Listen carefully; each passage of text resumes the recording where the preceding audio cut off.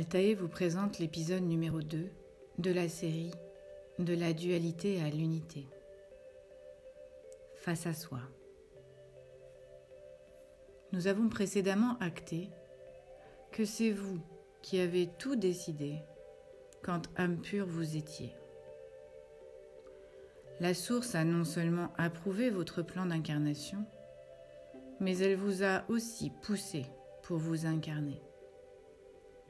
Oui, littéralement poussé, voire éjecté, pour que vous sortiez de ce cocon dans lequel vous évoluiez quand vous étiez à ses côtés. Pour ceux qui n'ont pas oublié, c'est ce fameux retour à la maison dont vous rêvez. Cette sensation de plénitude, d'amour et d'unité que vous sentez ancrée au fond de vous.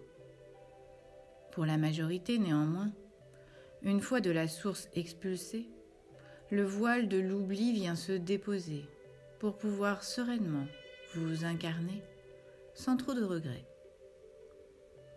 Il serait en effet compliqué d'arriver sur Terre avec la connaissance de ce plan d'incarnation que vous vous êtes concocté et cette dualité à expérimenter sans avoir pratiquement oublié la douceur de cette unité.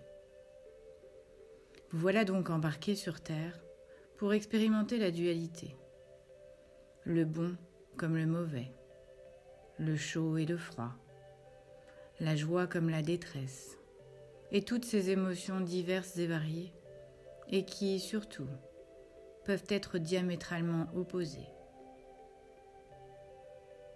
En effet, pour expérimenter la dualité, il faut la tester. Pour connaître l'amour, il faut tester l'inimitié ou la haine en fonction de votre trajet. Pour connaître l'amitié, il faut la perdre pour l'identifier. Et il en va de même pour tout ce que vous êtes venu expérimenter. C'est en voyant l'ombre que la notion de lumière apparaît, le foncé pour déterminer le clair, etc. Et voilà donc ancrée la notion de dualité que nous sommes venus vibrer. La première étape passée de cette matière à s'approprier ne permet pas de trouver l'équilibre pour aborder cette vie avec sérénité. En effet, en s'incorporant dans le corps de chair, l'âme se fait oublier pour commencer la mise en œuvre de ce qu'elle avait décidé de tester. Et c'est là que viennent s'agglomérer, tels des aimants, toutes les conditions à poser et placer pour respecter ce plan que vous avez décidé quand en tant qu'âme vous étiez.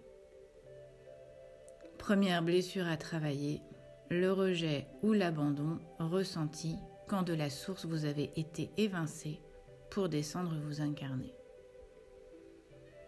Nous ne développerons pas ici les étapes à passer pour gérer ce conditionnement à la matière, mais je souhaite vous préciser que rien n'étant anodin, votre arrivée, bien que minutieusement programmée, est parfois complexe à gérer. Refus d'incarnation, négociation pour ne plus s'incarner et autres demandes pour modifier le trajet que vous avez en amont décidé. Chaque cas étant particulier, le processus d'incarnation a des schémas divers et variés. Une fois né, il vous faut donc activer le plan déterminé. Le rejet et ou l'abandon vont continuer à être testés. La trahison, l'humiliation, l'injustice et autres blessures vont pouvoir venir se greffer pour ancrer tout ce que j'ai décidé d'expérimenter. Car oui, tel va être le chemin à intégrer pour pouvoir enlever tous vos costumes et masques. C'est de votre propre responsabilité d'avoir choisi l'entièreté de votre trajet, et cela, quels que soient les chemins empruntés. Je prends l'entière responsabilité de tout ce qu'il s'est passé dans ma vie.